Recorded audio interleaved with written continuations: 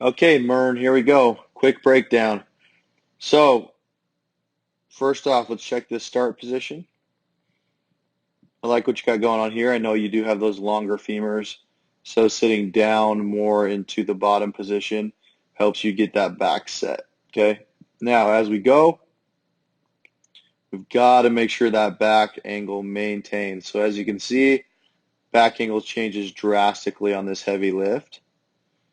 And that's going to kind of set you up for failure already in terms of that bar weight's going to be way out in front. It's going to feel heavier. You're not going to be able to really utilize your legs like you could if you could keep that chest position up. So keep that chest tall, set, and hold that position as you come off the floor. You do a great job, kind of trying to catch up. You need to make sure with these heavy weights, you're really focused on getting that bar back into the hip, using your upper back and your arms, right, to sweep that bar and get it back into the hip. I'd like to see that done a little more aggressively here. You can tell you come pretty far forward to go and meet the bar rather than bringing that bar back into the hip. You can see that massive change in your weight. You're kind of throwing your weight forward. What that's going to do is create a little bit more of a swingy bar path. As you go under, boom, misses out back. That makes sense. So a little bit better swing, pull back into the hips. Upper back tighter, almost want to see an arch in the back, show the chest, and hold that position off the floor. That's going to help you a lot in combination with getting that bar back into your hips.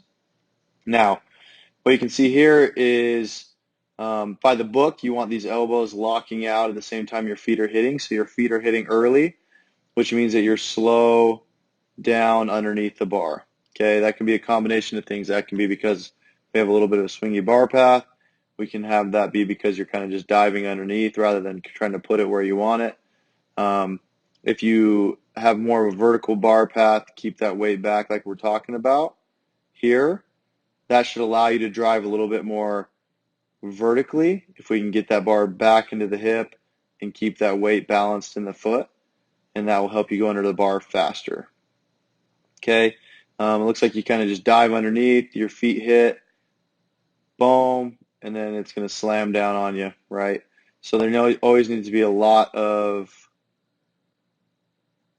kind of tension and knowledge body-wise where that bar is at. So as you're pulling yourself down underneath, you're always staying active with the arms and pushing up against the bar. Right here, you should already be kind of pushing up against that bar, and you can tell it's kind of just free floating, and that's why it slams down on you. One thing you could try to play with your longer femur length is widening that receive position a little bit more with your legs, maybe shooting for 6 inches outside of where you're currently at with the feet. That way you have more time to go down underneath the bar as well as a better position underneath. So the reception, the feet could be a little wider. Those couple of things we talked about, the start position is the most important part of the lift, and that back really needs to stay set and tall and sweep that bar back to the hips. Okay.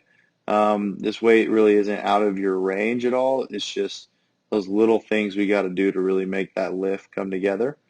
Remember, you're always pulling under that thing like you're doing a power, just as much aggressiveness going down and underneath as you are when you power snatch. Okay.